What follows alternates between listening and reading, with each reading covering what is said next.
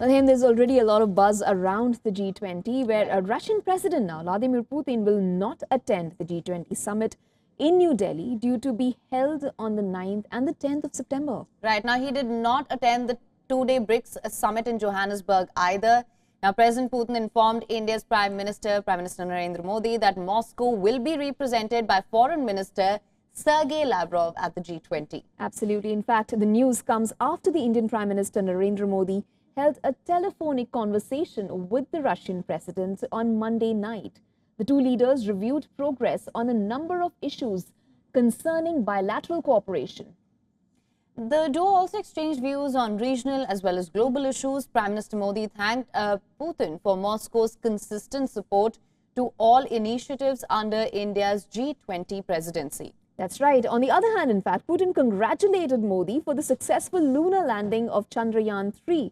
The two leaders reaffirmed their commitments to develop bilateral cooperation in space exploration as well.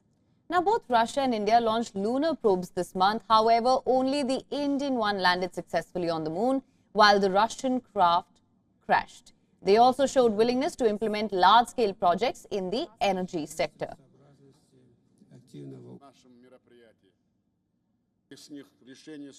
Well, for more on this, our principal diplomatic correspondent Siddhant Sipal is joining us live on this broadcast from New Delhi.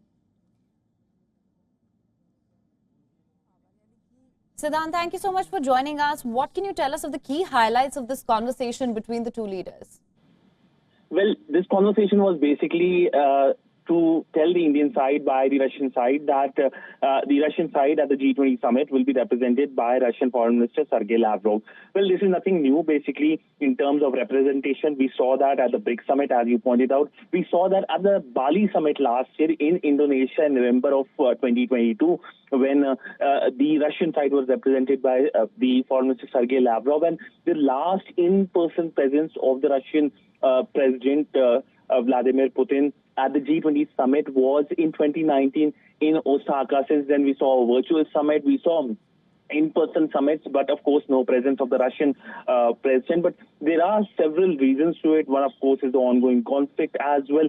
But essentially, this conversation was also about other things as well. First, of course, congratulations on the Chandrayaan-3 mission, which, of course, have been pointed out by many countries. And, of course, we also saw letters being written by the Russian president to the Indian president and the Prime Minister. Also, BRICS expansion. Now, the expansion of the BRICS is being seen as an important geopolitical moment. The grouping has become from 5 to 11, and this is something that was part of the conversation as well, given both Russia and India are the founding members of this grouping. Right. Well, Siddhant, thank you so much for getting us the latest on this.